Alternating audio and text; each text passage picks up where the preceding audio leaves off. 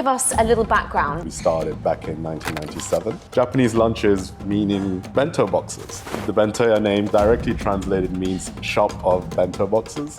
Oh, I love in that. Japanese, yeah. I love that. Can you educate us on what authentic Japanese really is? I think an authentic meal starts with what everyone Japanese goes through is the authentic bento box, because this is what we take to work, we take to school growing up. It's a beautiful invention of a balanced diet. Hey there, welcome to Taste of HK Chill Chats, where today I'm at Bentoya, Dubai's oldest Japanese casual dining restaurant here in Motor City. I'm going to tuck in some authentic, traditional Japanese cuisine. Let's begin. Shingo, it's a pleasure to be with you today, of course. Pleasure to be here as well. We're delighted with this origami on the table. It's peaceful. We're ready to dive in. Can you give us a little background into how you entered the family business? Of course, it's not uncommon to follow in family's footsteps. What brought you into Bentoya? True. Thanks for having me, first of all. It's a pleasure to be on the show today. To be honest, in Japan, it's very common. We're full of small manufacturers, small restaurants, and it's like continues in the generations of the family. But from my father's perspective, really, there was never any pressure for me to really join the family business. I was always doing what I wanted. But Bentoya has always been a part of my life. But really, I pursued other passions. I went to study abroad, and then I was working in finance and investment management, which was my passion. I was doing that for many years, 4 or 5 years. I was in investment management, making the rich richer. But it came across around last September, so September 2024, where, I sat down with my dad's local business partner, which has been the same local business partner from when we started back in 1997. And he really raised to me the idea of what do you think about getting involved? Because they are, as a management team, they are always looking for new ideas, and especially with such a dynamic environment like Dubai. There's always new trends, new ideas. And, the older you get, I think it becomes harder to kind of follow those trends as well. So he really raised to me the idea of what do you think? You'll have so much fun. And actually great mentors as well. I mean, he's been an entrepreneur for over 40 years, experience in DP world. Obviously, my dad comes from the operational side, working in 5-star hotels as an executive chef. Of course. So really, for me, I was super excited, actually, because from my side, I never wanted to ask to join. I never wanted to ask to join. And I think my dad never asked me because he didn't want to put the pressure. But it was super nice. And that was kind of when I started thinking about what I can learn here, but also what value can I add from my own experiences. I think it sounds like you have the best of both worlds. You've got your father's generation, you have the tradition, the deep set culture, and you're bringing in a new outlook. And of course, with your financial background as well, you probably have ample worth experience and expertise, which is invaluable to a business. It was super interesting because obviously growing up most of my life in Dubai, because his business has always been based here, it was always interesting for me because out of the house, I was in a super international environment, learning about different cultures that you do in Dubai. But at home, he's very traditional. It was always very Japanese. And I think that is also reflected when you visit Bentoya. You can see the very Japanese traditions and values that are instilled here. But my journey definitely started from the accounting and finance department side. I really wanted to revamp that and modernize it and, make it something that's not a hassle to do, but something that actually adds value to the insides of because in my opinion, I feel like you can really see where you're going and where to go through looking at the numbers. That's always been my thing, working in investment management previously. So yeah, that was really where I started, and now I'm trying to learn other things like, appearing in podcasts, appearing in front of the camera. So yeah, it's been a really exciting journey until now for me. Oh, congratulations. Thank you. We spoke very briefly earlier, and I was so impressed to hear that, with this fresh pair of eyes that you have, you're really keen to keep developing your marketing strategies, trying to, champion social media. Yeah. It's really, really fantastic what you're doing. Thank you so much. It's really a trial and error, because I'm not from a marketing background, but I have a decent amount of friends who are in, and obviously us being from the younger generation, we grew up with Instagram and TikTok and Snapchat and whatever. Yeah, yes. Absolutely. So I don't want to say it's natural to me, but I like to think I have a decent idea on how social media works. And then obviously partnering up with, I managed to find great people to work with as well in this area, and slowly learning as well and trying to build up really a presence on social media, which was not really there before. That's wonderful. It truly takes a village. It's really, really impressive. Can you take us through Bentoya's journey, how it began and its entire timeline? Of course, you touched briefly again on your father's experience in fine dining. This is the perfect casual Japanese dining experience. Tell us about how that evolved. My father arrived in Dubai, I think, in 1993 or 94. And he was working as the executive chef at the Hyatt Regency, which is, I think, still one of the oldest hotels maybe in Dubai. Correct me if I'm wrong. Has an amazing reputation. Yeah. Amazing reputation for dining. So it came in the late 90s. Now I'm really speaking on what I've been hearing all my life, because I wasn't really there to remember it. I was way too young. But in the late 90s was really when, people started really discovering Dubai as an opportunity. Mm-hmm. And that meant for us, and for us as Japanese people, we saw an influx of them coming from, the big trading companies we have, the construction companies, the consultancies, and obviously the manufacturers like Sony and the car companies. But so there was an influx of Japanese people at that time, really discovering this new place that really, was still the Marina was still like a drawing map. You know what I mean? So, yes. But at that time, there was only really one Japanese restaurant, which was in the Hyatt Regency, where my dad worked at. And the big issue was, for a lot of the Japanese people, it was not always so, because they were working. It's difficult to go during the work, and what they really missed was Japanese lunches. Yeah. And Japanese lunches, meaning bento boxes, which actually the Bentoya name comes from, directly translated, means shop of bento boxes. Oh, I love in that. Japanese. Yeah. I love that. So the idea to start Bentoya was really born out of that demand, this big demand from the Japanese community for somewhere who can prepare lunch boxes and deliver them. Yes. And coincidentally, at the same time, my dad threw this idea at one of his regular customers that he had at the hotel, Mr. Almana, which is still our local business partner to this day. And they were discussing ideas. Mr. Almana has a huge passion for Japanese food. He probably knows more about Japanese food than I do. No way. Yeah, so he was a super regular guest there. And between them two, they decided to start something that can cater for this Japanese community,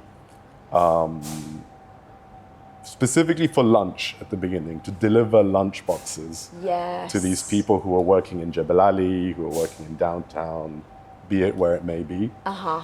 And that was really the start of Bentoya. And in 1997, then they bought out the restaurant that was there at the current, still the same location where the main branch location is on Sheikh Zayed Road.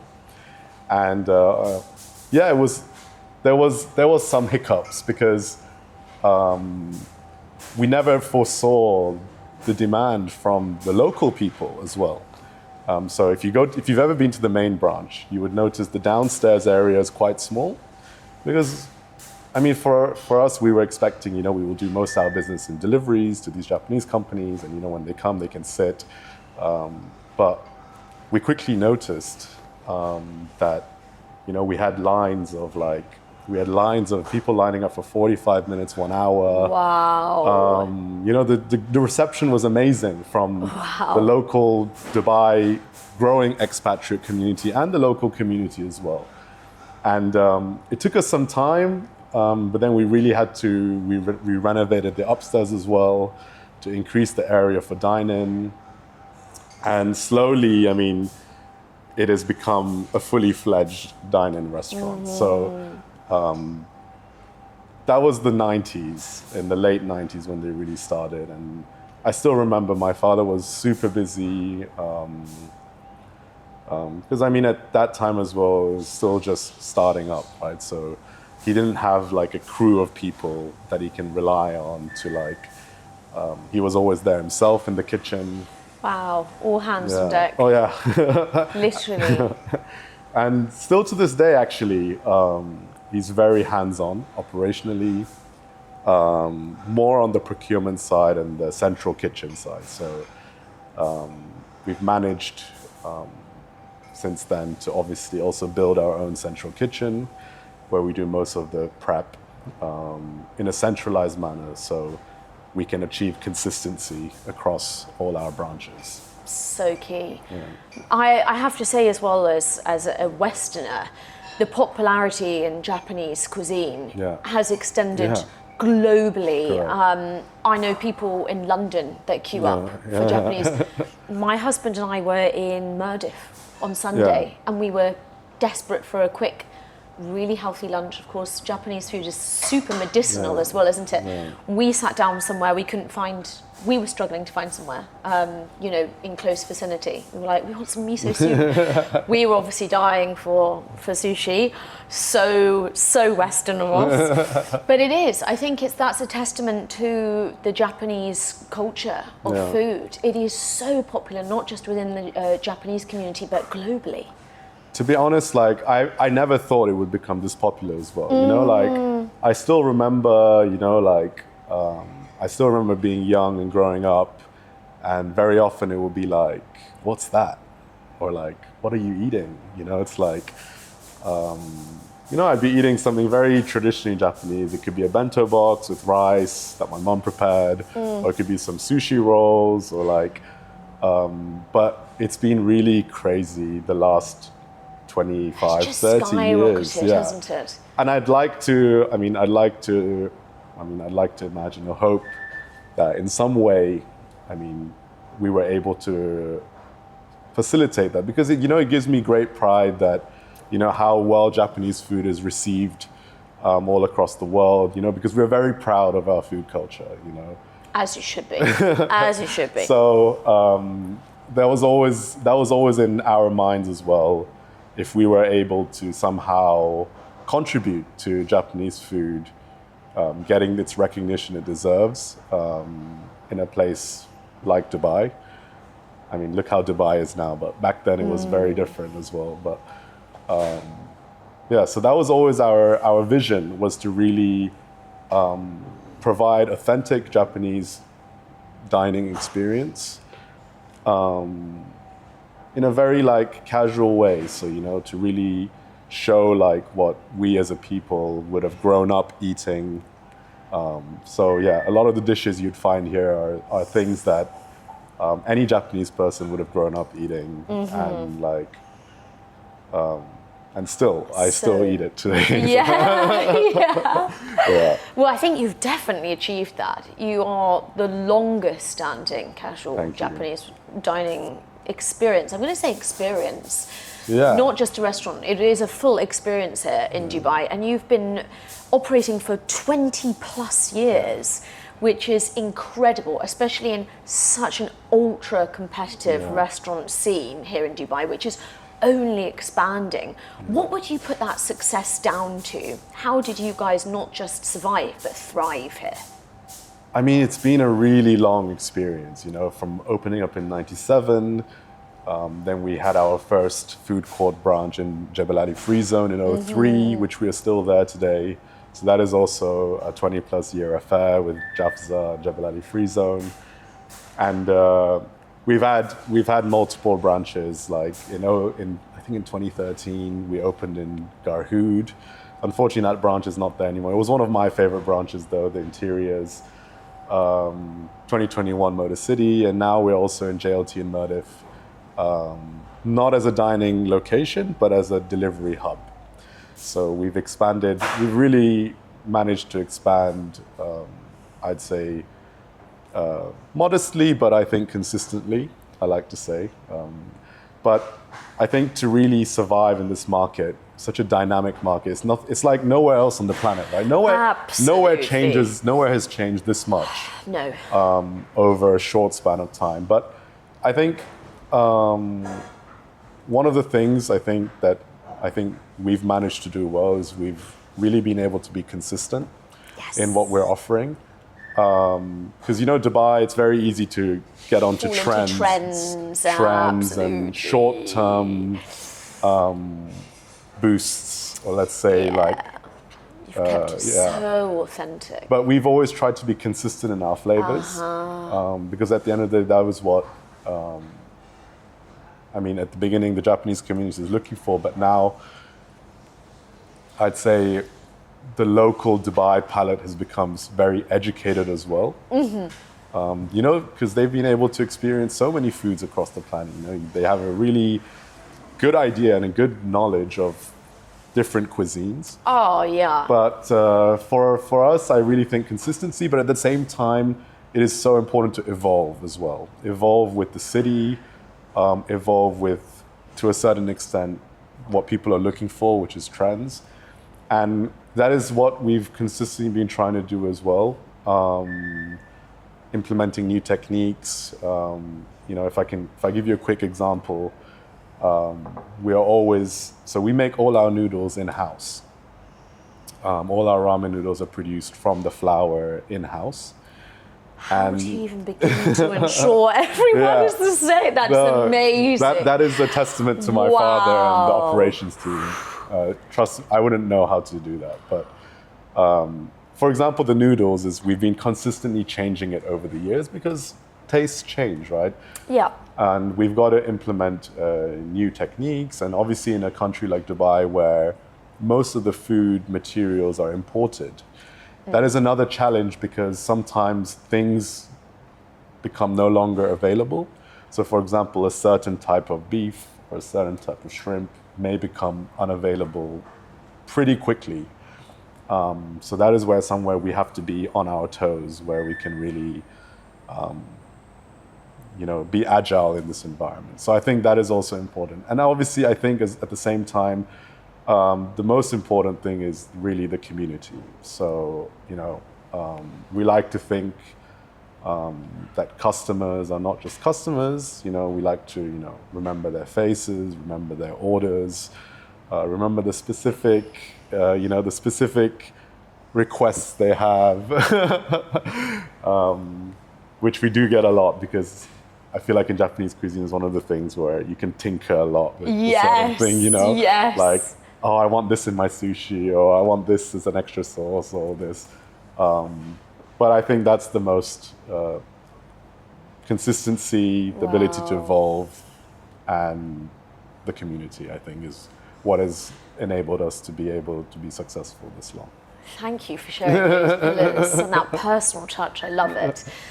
Well, I exposed myself just earlier and said, I'd reach for sushi straight away. Can you educate us on what authentic Japanese really is? What's an authentic Japanese That's a meal? really good question, actually. And In Dubai, that's not so easy to find, I feel like. Yeah. Everyone tends to go towards sushi and the big items like ramen. For us, an authentic meal, it really can depend because we have so many, you can go from ramen, you can go to sushi, you can go to udon, you can go to soba, you can go to rice, you can go to... So we have a lot of things. You're making me hungry. But I think an authentic meal starts with what everyone Japanese goes through is the authentic bento box, because this is what we take to work, we take to school growing up, and it's a beautiful invention of a balanced diet, and that is what I think is the best thing about Japanese food, in my opinion, is that it's so balanced. Yes. In terms of, if you look at a bento box or what we would take to work or school, you have your carbs with the rice, you have some sort of main dish with the protein. It can be teriyaki chicken, it can be a stir fry, but you have a protein section, and then you have the side dishes, which would compose of, maybe some it can be some vegetables, maybe some small fried items, because fried items are not bad, right? But they have to be in moderation. Everything in moderation. Correct. I'm a big believer of that. And then we'll have some pickles, which would, fermented items are amazing for the diet as well. So that is a really authentic a Japanese meal, the characteristics of a Japanese meal, which is balance, correct. And harmony. Yeah, that's exactly the thing. But if we flip the question to talk about what is the one thing or the one meal, because we have so many types of food, but what is the one thing that Japanese people would want to have for the rest of their life? Oh, that's such good. I mean, you'd probably think sushi, maybe.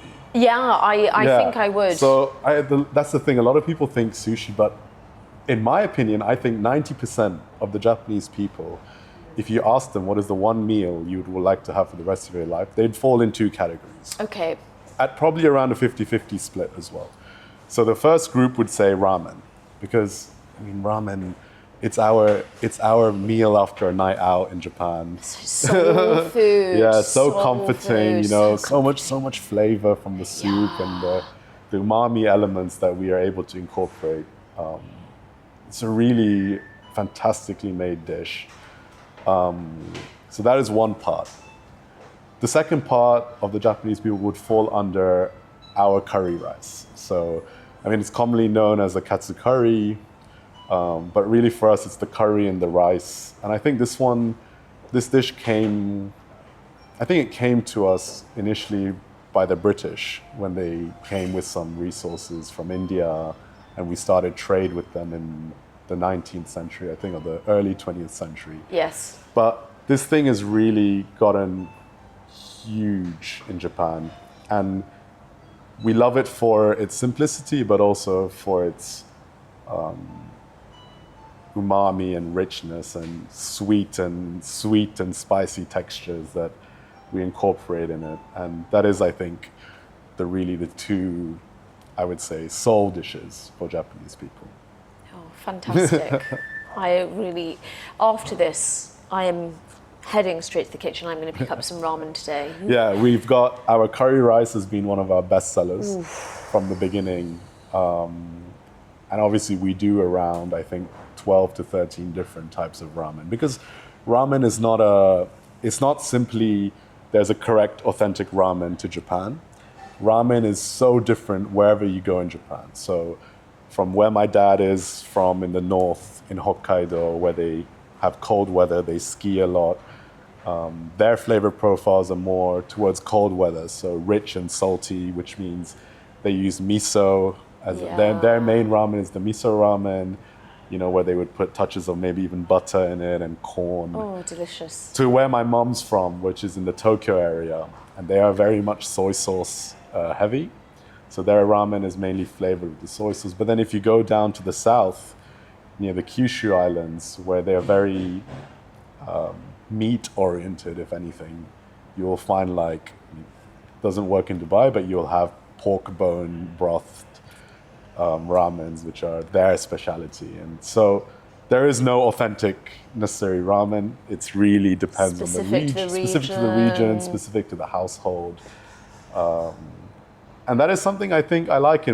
I actually like the Dubai ramen scene. I think there's many different, there are authentic choices as well, but I think there are also people, including elements of their own culture from abroad into a simple soup and noodle dish, which I really love about it. And it really highlights the diversity of Dubai. It truly is a one-of-a-kind place, actually. We're so lucky here to have such exposure to all these flavor profiles from every corner of the world. Correct. Mentioning those ingredients, you touched on miso, probably one of my favorite flavors. Why is Japanese cuisine so expensive? What is it about the ingredients? Would you say bento is expensive? I think there's a misconception, definitely, in about Japanese kitchens. But and if you're looking at fishes, if you think we're talking about high-end like Nobu, but definitely some of the ingredients, sure. No, absolutely. I think I feel like it's because our flavor profiles are so unique. Mm-hmm. It means that certain condiments and seasoning items must be used to reflect the correct flavors and the umami profiles. And I think that's where it can potentially become expensive because these things need to be imported from Japan. Yes. And it's not close to here. It's a long journey. But I think also the nature of our cuisine where in Japan, we're so blessed with seasonal fresh ingredients. Mm-hmm. And our cuisine really follows the seasons as well. In Japan, we eat very seasonally. And I think that is something that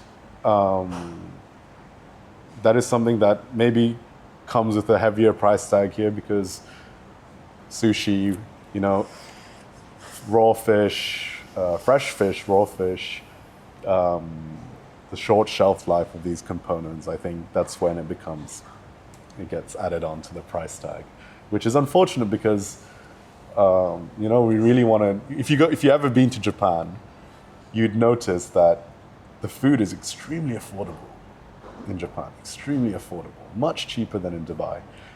And that's because, the access to those ingredients. Yeah. So I think really it comes down to the ingredients and that it just becomes more expensive to source them here. But you guys have undoubtedly nailed being able to eat these, divine flavors in an accessible way, for sure. That was always my dad's vision, and we do a lot of efforts to make that possible in a way that, for example, we're actually blessed in the UAE that we have access to a great fish market, great local fish, which we try and incorporate as much as possible. So to this day, my dad starts off his day every day going to the local fish market. Wow. Yeah. So he gets up at 6 a.m. He's at the local fish market by 7:30. Wow. And that's how he starts his day. And every day he just tries to find what is out there, what we can incorporate, and then, he will buy them, take them to the warehouse where a lot of times he will do the preparation himself. Yeah. Gosh, it's like I think it's like he's been doing that for so long in his life, even before he started Bento. I think it's how he relieves stress in a way. With the big knife. It's in his bones now. So that is how somehow we try to make it as accessible as possible. Fantastic. Sourcing local ingredients. Yeah. And of course, HK loves also providing for you. No, HK have been great partners for us. I don't exactly know how long we've been working together, but I think close to since the beginning, potentially. So, big thanks to HK also for making it all possible for us. So. the collaboration. Yeah. Love it. And likewise, we spoke about expensive ingredients. What is the cheapest ingredients in your kitchen that you absolutely couldn't function without? I would say the cheapest ingredient, obviously the most expensive is going to be the raw fish, like the salmon and the tuna. Yeah. But the cheapest thing that probably we could not live without is we have two critical ingredients in Japan. We call it kombu, which is a type of seaweed, and we have katsuobushi, which is dried bonito flakes. And these two things make the base for every broth, dashi, that is, so think about it, your miso soups, your ramens. I love kombus. Your really A to Z, anything really prepared requires this ingredients to create that umami profile that we love Japanese food for. So I think that is somewhere where, I mean, the thing is, it is cheap, but you could make it cheaper. So we have a lot of, in Japan nowadays, we have a lot of like cube stocks that are incorporating these flavors, dashi flavors, that you could do it cheaper. But we've always stuck to procuring the raw materials of the kombu and the katsuobushi, and we make the dashi broth in-house. Wow. Which is actually, I would say it really reflects in our miso soup. So if you ever have the opportunity, try the miso soup, because it really has those flavors and you can really taste it. I will be doing that straight after this. I'm looking forward. So your experience now serving all of these different nationalities that we spoke about, what do you think the go-to dishes would be for some of your customers? If I reeled off a few. Emiratis, what do they usually head straight for on your menu? I think in terms of, I think sushi is extremely strong across all nationalities and ethnicities. I would agree. Because I think the most synonymous thing with Japanese cuisine is sushi at the moment, and that is very strong across all ethnicities. But there are certain characteristics, I think, that I've been able to see. Oh, share, do share. For us Japanese people, it's really the authentic dishes that we eat growing up. So this can be the omurice, or the ramens, or the gyudon, which is like just a bowl of rice with like braised beef and onion on top, which is, for us, it's a fast food in Japan. So you'll have a lot of fast food outlets in Japan that are serving it. Or the omurice, which is like a kid's meal, with the fried rice wrapped in the omelette. But I think if we're talking about, for example, like Emiratis, I think Emiratis, they tend towards our rice dishes. I think we share a common love for rice with the Emiratis. Yes, yes. You know, for example, if we look at the more Western, our more Western customers, you would see like dishes like our salmon teriyaki. Yeah. Anything teriyaki goes. Yes. is what I can is what I concur find. with that. But and then if we look at, for example, our more Southeast Asian customers, I think we share similarities in our soup noodle dishes. So they really like our ramen, for example. Okay. But I think it's really interesting in Dubai because you have people from all over the world. Literally. And you have like everywhere.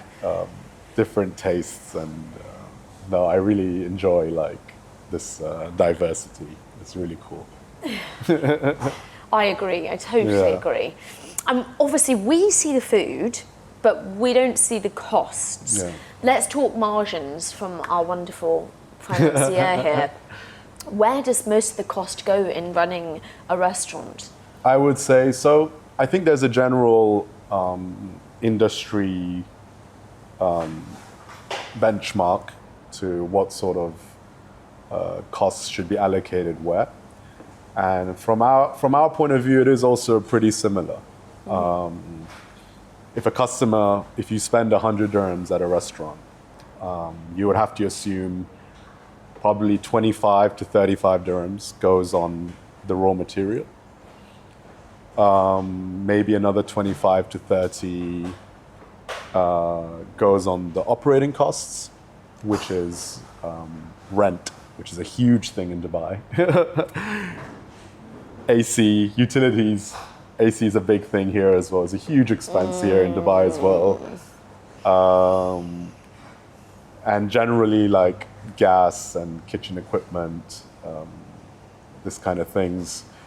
You'd also find probably out of that 100 dirhams you spend 20 to 25 dirhams goes on staff, labor costs. Staff are the most important part of any restaurant because, I'm sitting here doing a podcast and, they are working tirelessly in the background, preparing for service and, really making that customer experience come to reality. So without them, it's not possible and they're really the most important part. So then after labor cost, I would say 10 dirhams goes to any overhead and overhead expenses like maintenance, marketing expenses, so investing in social media and other marketing initiatives. And I would say the remaining 5 to 10 dirhams is where we really play with net profits. And unfortunately, with a restaurant, net profits, I'm sure other restaurateurs would agree, but we're working with really slim margins here. And, it's really important to be efficient in your operations as possible and reduce wastage to really have a sustainable, successful business in the restaurant industry. Thank you for that incredibly thorough and detailed breakdown. This is why you're the numbers man, for sure, for sure. Okay, we're going to play a game with you. I have to ask everyone this. I'm getting a feel that you love Japanese cuisine, but in Dubai, there are countless incredible restaurants that are accessible to us. What is your dream meal? Give us your starter, main, and desserts. Should I highlight my favorite restaurant to go to for that, or just okay? Absolutely. Okay.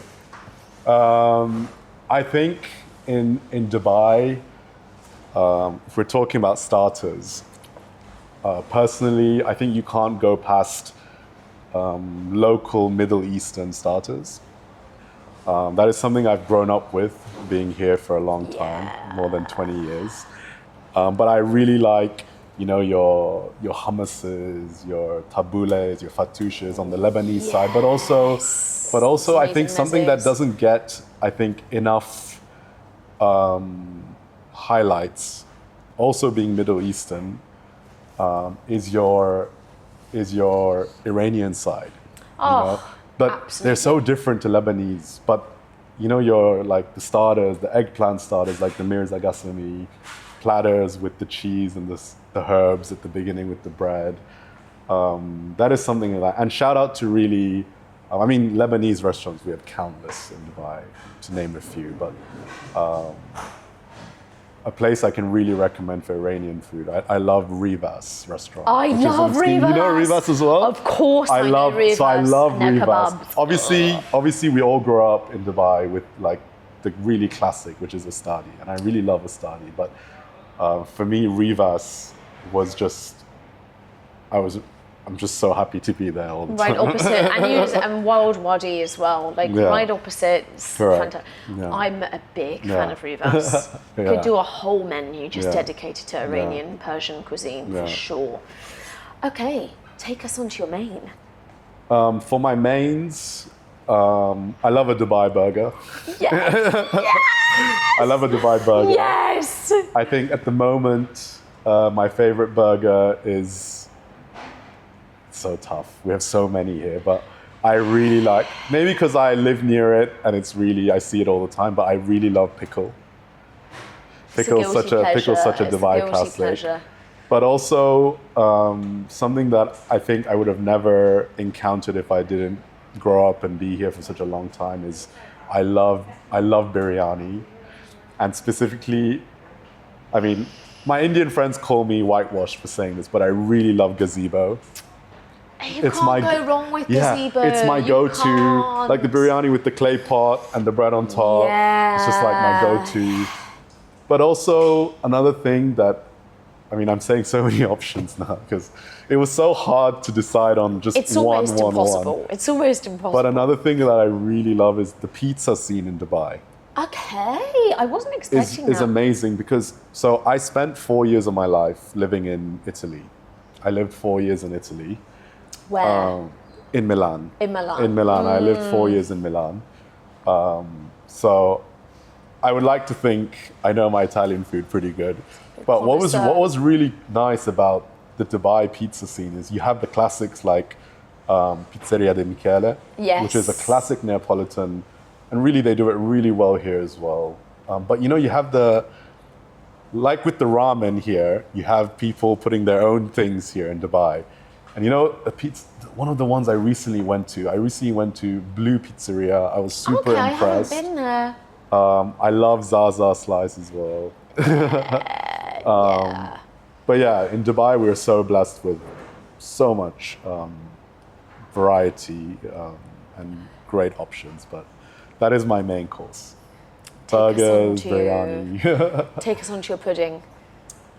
I'm not a big dessert guy.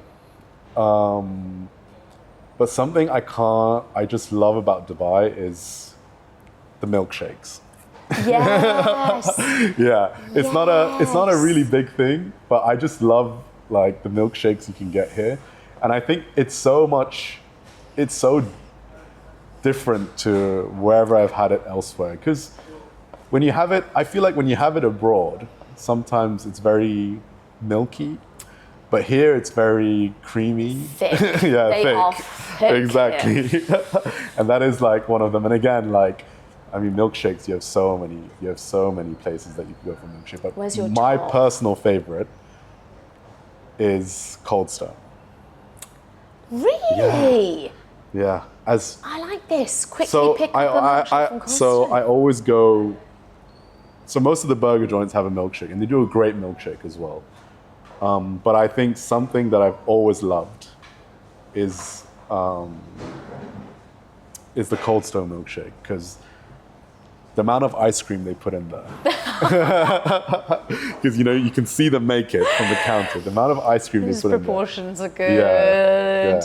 Cake batter ice cream. Oh, Put some Oreos inside. They put it in they used to. I don't know if they still do it, but I can't go now often because it's just the calories. But the cake batter ice cream, they put it in the bottle, the milk bottle. I'm going to be adding this to my list. Amazing. Like, really worth a try. You have to, if you're a burger guy, I also big burger fan, you have to go to Miss Lily's.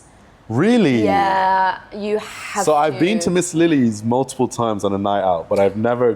the vibe there is amazing. But you have to try their burger. And I only was able to through here because they're the same as me. Okay. I never thought to have the burger. Yeah. The burger is probably my favorite in Dubai. Oh, really? Yeah. Okay, that is something I need to check out.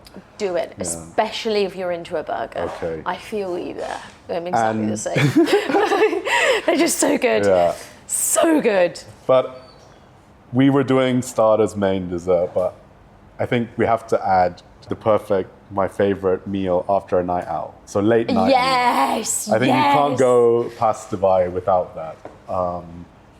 But I think something, I don't know.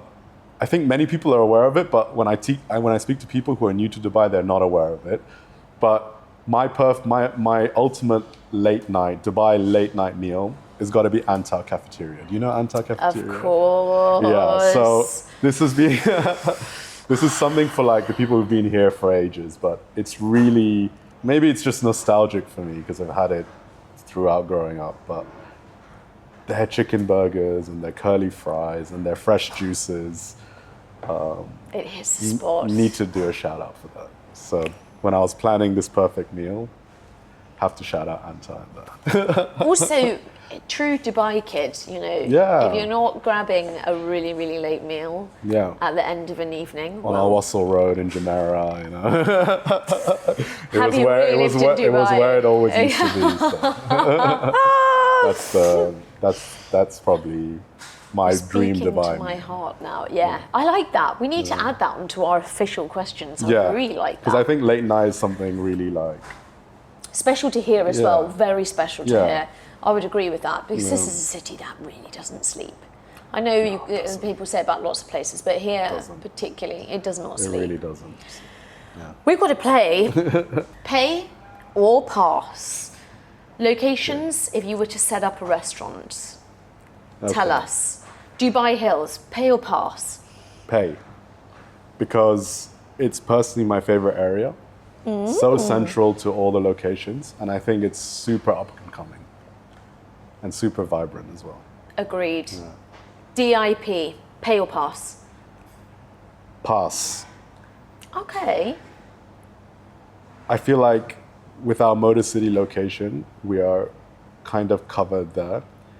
And I think there still needs to be a bit more, I feel like we need a bit more traction in DIP to be able to go there. Okay, maybe in the future. Yeah. JVC. Pay. 100%. So many friends live there. I love the area. Such a vibe. Yeah, and the residents there are like super nice residents, and it's up and coming as well as an office location as well. Yes. So we will have offices and residents, which is the ideal for restaurants. Tick and tick. Yeah. Both. Al Barsha, pay or pass? Pass. That surprised me. Yeah. So I used to live in Barsha, and I don't feel like it's necessarily suited best for our profile Okay. of business. Hey. Business Bay. Pay. Even without high rent. But pay, but also pass because we're already there in downtown, and like we're already super close there, and that is the main branch we've had since 1997, and I can't close that to open anymore. Dubai Marina. Pay. I think, Okay. I think it's super busy always. So busy. And you have such a great mix of tourists and residents. And not just, Big tourist spot. yeah, and offices, Yep. nightlife. Throughout the day, there's always something going on The footfall for a is reason for people to be there. amazing. Yeah, so definitely pay. That's a good choice, actually. Yeah. Very close by, Blue Waters. Blue Waters is a pass for me. I think it's in a way a little bit inaccessible.